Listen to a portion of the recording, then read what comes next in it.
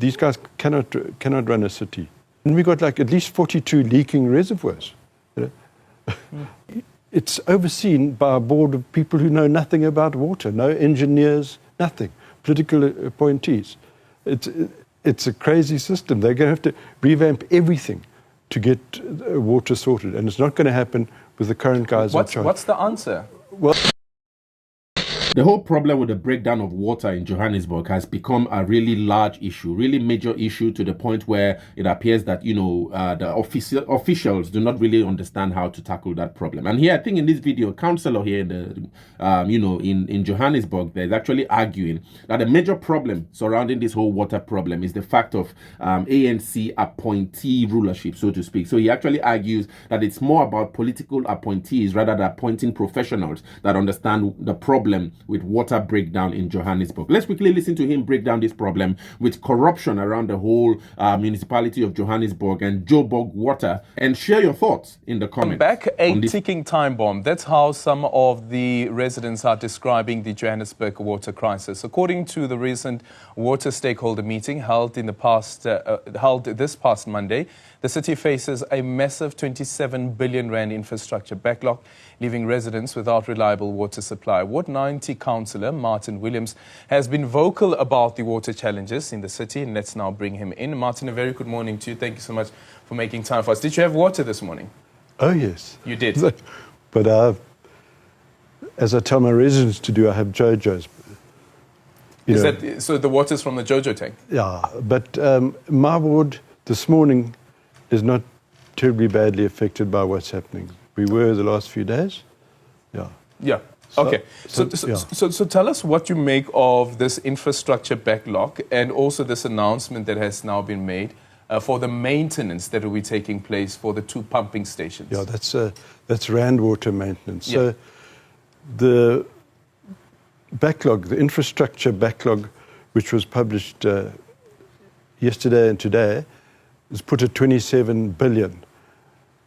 In the restructure, in the Joburg Water's plan, put forward, passed by council earlier this year, it was 32.54 billion. So there's 5.6 billion difference. Anyway, the point is, there's nothing on the table that will get us there, will get that money. You know, if you've read the recent articles, you see that they could get about R1 billion a year if Joburg Water revenues were ring-fenced. But that's not going to, that's just going to increase the backlog. It's going to make it expand more.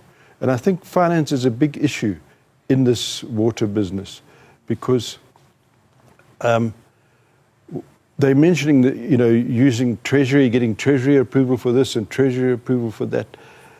But what you need to, when there's big money like that, there's people who want that money. You know, and not always people with good motives. And I think that what we've got to look out for here, like when you have the MD on later, say, okay, where's the money going to come from, and who's going to monitor the way it's spent? Because that is one of the big problems in Joburg, is that people get contracts, and the contract runs for a little while, and suddenly they realize the contract is no good, and the money's, they've already paid their millions, and it all has to start again. So it's not just the water infrastructure backlog, it's the whole way everything happens in the city. Contracts for all different departments, it happens like that. The whole in the plan, there's a mention of the word procurement. The whole procurement process is just rotten. And they've got to, that's why we need complete change to fix the water. You can't have the same people who are running the city now. They're basically the same people for years and years. They know all the tricks, they're connected to all the wrong people, and whatever money is put on the table, who is going to monitor that? You know, so I'm saying the prospects for water being fixed very soon are very dim. Sorry, do you think it's a capacity issue? Definitely. That's one of the issues. It depends what you mean by capacity. There are a lot of good people who've left Joburg Water. They're short of so much equipment, trucks, you know, things to clean your sewage, to fix roads and whatever. They're short of so much stuff, and that's capacity. They lack the capacity to do what they're supposed to do. And that's not the fault of the managers, you know, the the people down the line, the depot managers and the regional managers and what. It's overseen by a board of people who know nothing about water, no engineers, nothing, political appointees. It's a crazy system. They're going to have to revamp everything to get water sorted, and it's not going to happen with the current guys in charge. What's the answer? Well, what's the answer to this? Because it's not only a Joburg problem. Yes. It's a problem that's being experienced by many municipalities to Yeah. such an extent that Treasury has even decided that with some municipalities, some of their grants that they get from Yes. Treasury will go directly to the water boards and not via the municipalities. yeah, it's good thinking. Yeah. I don't know if that'll work well in Joburg, but certainly there's too many hands in the till for that. So I don't know. Are you saying that all of this that we are facing here is because of corruption? I'm saying corruption has a big role in it, because the mindset, there also hasn't been a mindset that looks to maintenance and improvement. It just doesn't over the last 30 years. Everyone knows that. But money has been spent, even if it's not enough, and hasn't been spent well, has been frittered away, and that's got to be tightened up. Yeah. So the answer includes getting rid of the current board. There should be political change as well, because these guys cannot run a city. Yeah. I'll be having a conversation a bit later on with the Johannesburg Water MD in Chaveni, who will be joining us at around 8:30. Yeah. What question would you like to pose to him? What I said to you earlier. Okay, we've seen all these plans. Where's the money going to come from? Who's going to receive it? And who's going to monitor how it's spent?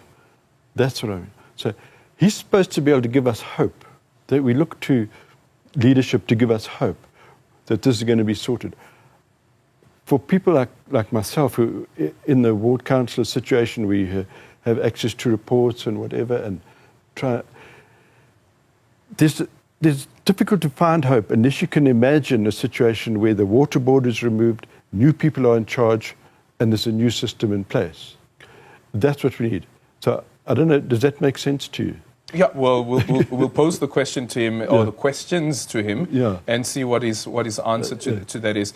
But in conclusion, also is this period over the weekend that's going to be taking place. As a ward councillor, in such a case, what do you say to your residents? Okay, my ward is limited. It's 12 suburbs. I have regular contact several times a day with the depot manager. I've been saying to him, take a look at this. Can you tell me how this is going to affect my ward? And the repeated answer has been, this is actually not going to affect my ward. So just in that limited sphere of my ward, we don't expect trouble. But it could still happen because there's been a problem with Parktown 2 reservoir over the last weekend. And we're not sure if that's 100% settled. It was only at 1.4 meters yesterday. If that's not properly resolved, Parktown 2 feeds part of Hyde Park, Illovo, it feeds the Dunkeld Reservoir and so on. So I'm on standby to see if it is going to affect that altar. So our job is to try and get this information and let residents know. The problem is that we have a communication problem within Joburg Water. We councillors battle to get proper communication from those who are supposed to communicate within Joburg Water. Yeah. So there's no flow of communication, like there's no flow of water, there's no flow of communication. And I've addressed this several times, we have, to senior people in Joburg Water, but there's a dysfunction there because they seem to think, if I put out a general message in the morning and one at lunchtime, when everything's fine, it's far more complicated. People want to know the detail. They want to know, and of course the eternal question, ETR, estimated time of... Exactly. Like even for now, for instance, with these two pump stations, the Akonuf as well as Zwartkopies pump stations, that are going to go through this maintenance. Yes. While Joburg Water is speaking about that the maintenance will be done until the 16th of December, meaning until the end of Monday. Yeah. The communication is not clear to say that actually doesn't mean that necessarily after Monday you will immediately have water. As I explained in this column yesterday, it takes a long time. When a large section of the system is drained, it takes a long time to fill it up. You can't just expect it, because of all the complications in the system, the cracks and the joints, and whenever the pressure fluctuates, it creaks those joints, and makes the cracks more vulnerable and so on.